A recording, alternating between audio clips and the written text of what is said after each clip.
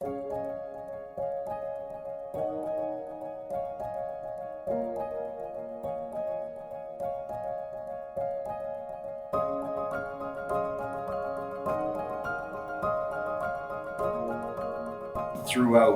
Mike's career and his time as an energy entrepreneur, he's been a great purveyor of capital.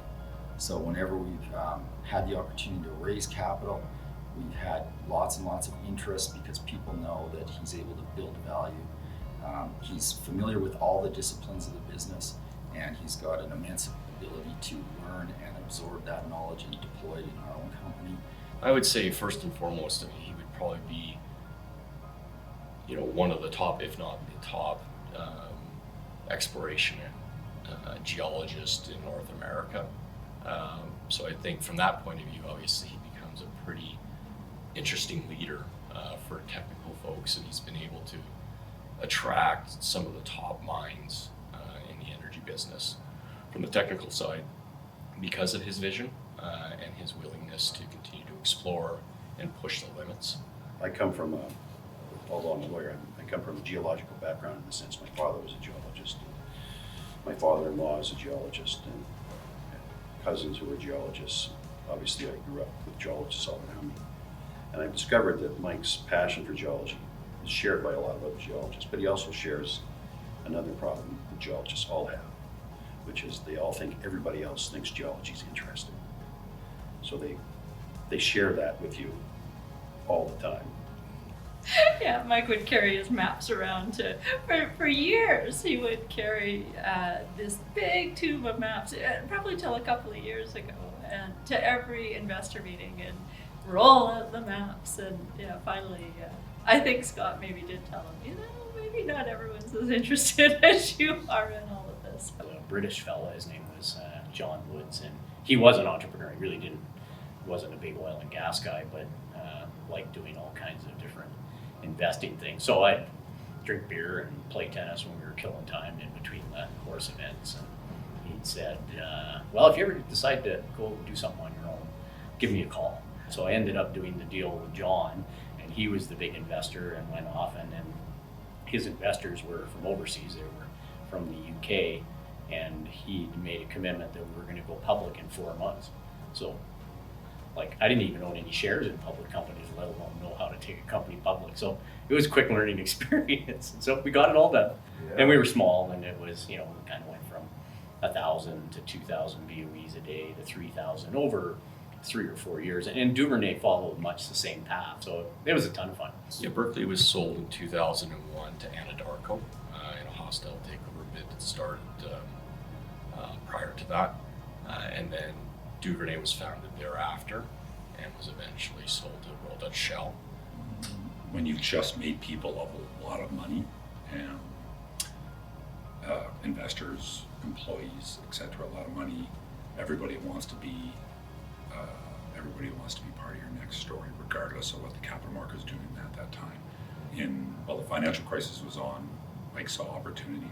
People were ready to sell assets at discount price, and he was coming out of a win, so he had the currency to go use his currency to buy a lot of assets and buy them really well.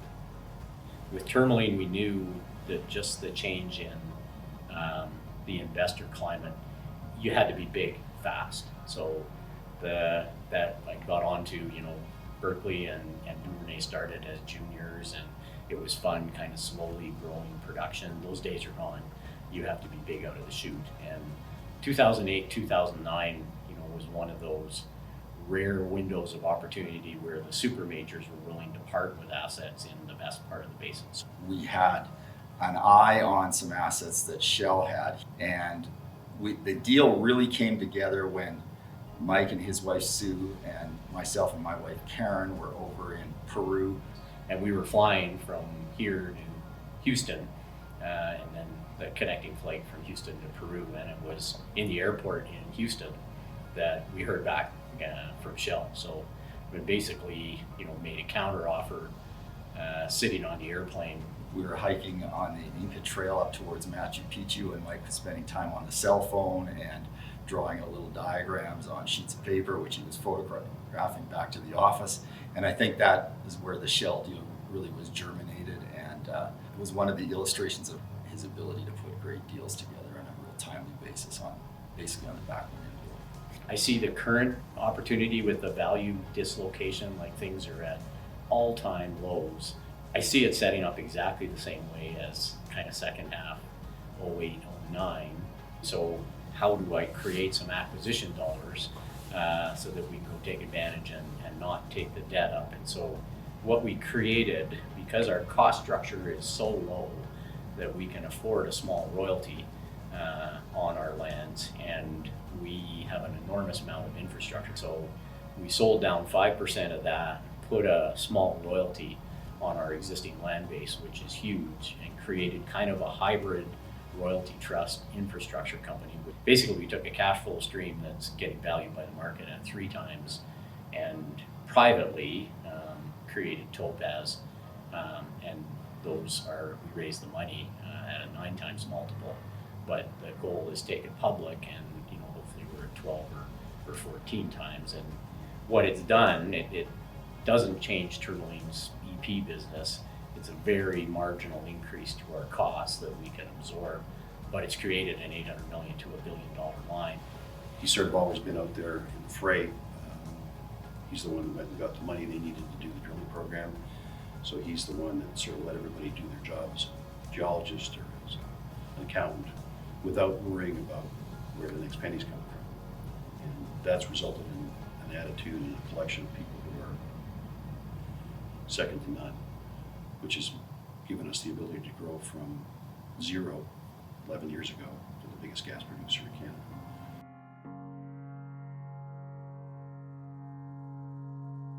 He spent a lot of years, early years with hockey. He coached the kids, and then he would manage teams. That he was in his at his best managing hockey teams like it was a well-oiled machine. There was every parent knew where they were supposed to be at every time. There was never a stress about fundraising. We had lots of fun. Like a full-time job. So it was, for a while, all I was doing was this and coaching baseball in the summer, because All-Stars it's 7 days a week. Like I'd go through a batting practice at 7:30 in the morning, come to work, and then they'd have a regular practice. So when his boys were playing hockey or baseball or whatever it might be, I've never met somebody who's willing to drive wherever in North America. If their flight wasn't available, he'd drive, and he'd be there for the 3 or 4 hours for the game, and then he'd head right back to Calgary so that he could be back in the office the next day. So he's one of those individuals that, family time is really important to him. But the only way I could actually make it work with the spring hockey was I actually had to become the coordinator of the house league for their age group, so that I could manipulate the schedules enough so that I had their hockey schedules, and then I could work the baseball schedules around the hockey schedules. Sue had Aiden on her own, taking them to, coach pitch and stuff like that. It's just crazy. I will say this, for all of Mike's incredible dedication to his companies and his business, I have seldom seen a parent so dedicated. If there's another one, it's Sue, frankly. They don't miss a baseball game. They have 3 kids, and so they're all playing at different levels. They're on different teams at an elite level. They're at every game. It's not just quality time, it's all time. They are very present, and I was always incredibly impressed by that with both of them.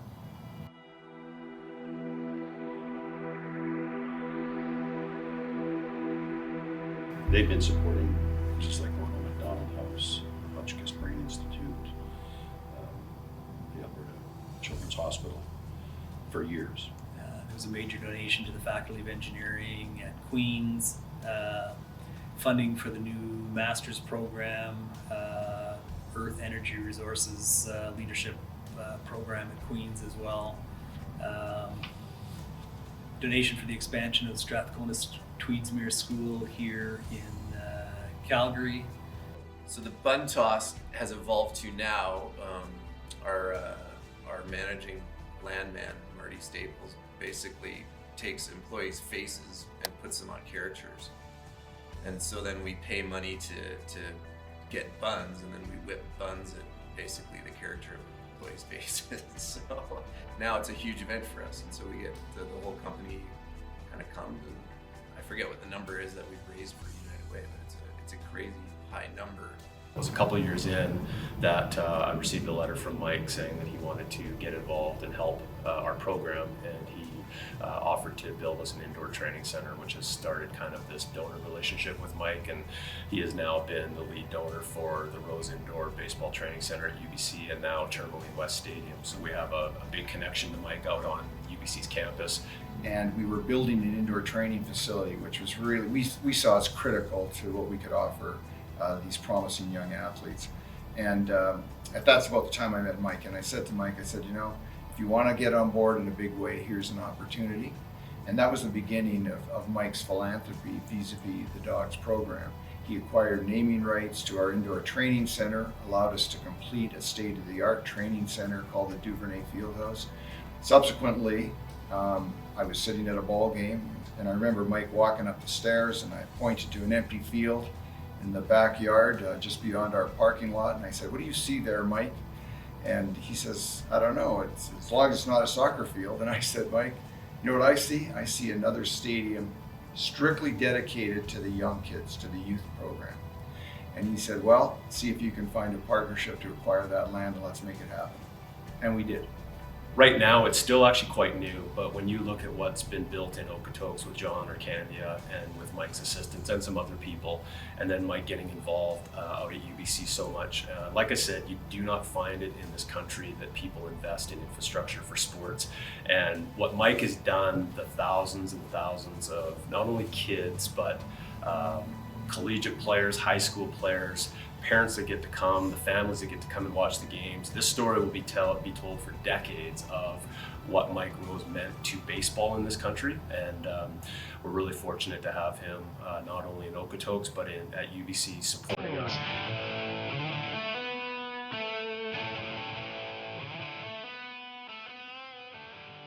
I would say Mike's one of the few CEOs probably in North America that would know every song and every verse to every song that Pearl Jam has ever sang. His Pearl Jam passion came out of a long tenure of following many great rock and roll bands.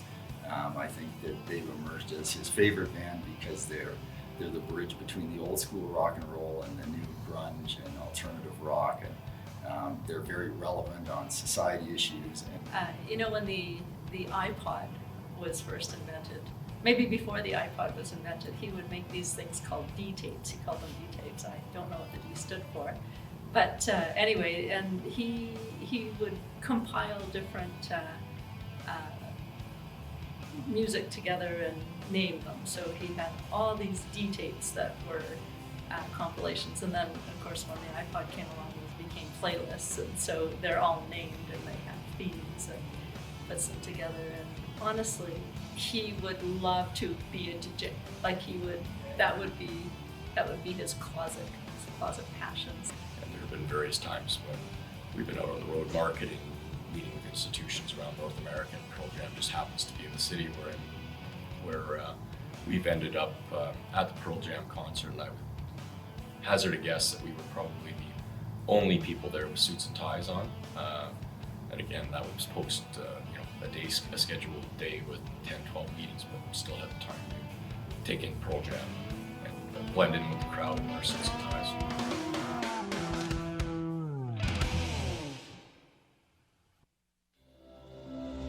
Mike's dedication to his craft and his dedication to science and to making the world a better place makes him one of the great leaders of our time. I just want to congratulate Mike. You know, for people like myself and my former firm at Peters, you know, it was truly a badge of honor, like, to be associated with Mike and his team and his companies, and it was just the highest standards. Mike, congratulations on this. There's no one that deserves this more than you, and there's probably no one that will be as humble as you receiving it. As you always say, it's attitude and effort, and you have exemplified that in every element of your life, and you know, you're a real role model for me and our family, and we really love you. Thanks. Well, I'd like to thank lots and lots of people who certainly helped me through the years, my parents and family, especially Sue for being as tolerant and patient and encouraging as she is, and our children, Brendan, Jeremy, and Aiden. I'd like to thank all the employees at Berkeley, Duvernay, Tourmaline, and all the way back to Shell, but especially the few of us that have survived all three independents that we've put together, grown, and run. I think it's been quite a ride for all of us, and we're still having fun doing this. I'd like to thank the people outside those companies in the investment banking world that have helped, all the fund managers that have supported us through the years. I think if you work in the energy business, especially if you're on the upstream side, once it gets in your blood, finding your first oil and gas pool and then developing, you never shake it. It's the greatest business in the world. Canada is the best at this game in the world from an efficiency standpoint and from an environmental standpoint. And we think Canada can be the absolute world leader and an energy superpower, and we're sticking around to make sure that happens.